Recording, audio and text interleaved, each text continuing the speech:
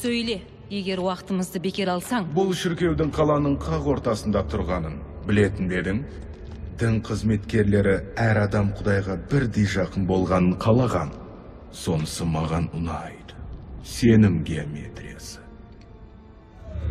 Ойларымды оқи алмағаныңа таң қалып тұрсың ба? Кейде ол қиынға соғады.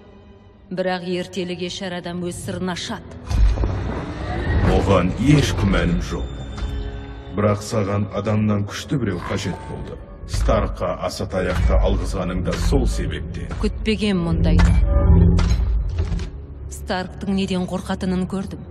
Енді ол үрей оны бағындырады. Ақыры содан өледі. Әркім өзі қорқатын нәрселерді жаратады. Бейбітшілікті қалайтындар соғыс машиналарын, басқыншылар кек алушыларды, ал адамдар кішкентай адамдарды, балаларды, ұмытып қалдым осы сөзді. Балалар ата-аналарының орнын басуға, оларды жоюға келген. Келген себебің де сол ма? Кек алушыларды жою? Әлемді құтқаруға келдім. Оларды жойсам да болар. Уақытты бос жібермейік. Бұл тек бастамаған.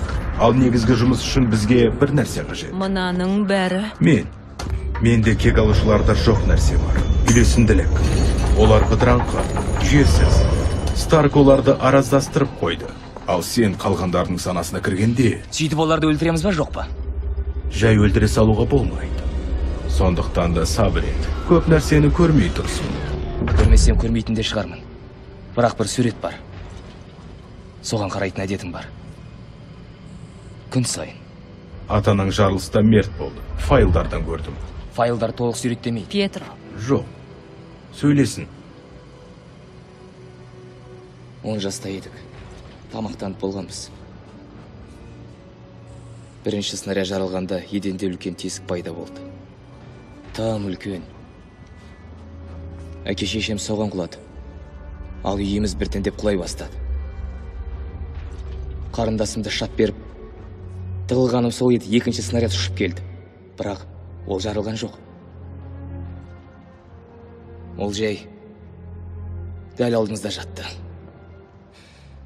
Қол созым жерде. Снарядтың бүйірінде бір жазу бар екен. Старк. 2 күн үйіндінің астында жаттық. Бізді құтқарам деп талпынғанда әрбір кірпішті көтерген сайын міне жарылады деп ойладым. Бізді Тони Старк қашан өлтіреді деп күткенімізді елестет. Олар нағыз зұлым. Стракердің тәжірибесінен кейін екеуінің ғана тірі қалғандарыңа таң қалып едім. Енді түсіндім. Әділеттілік орнатамыз. Біз тек сақындаймыз. Ал сен саналарына кіріп, ішінен құртасың.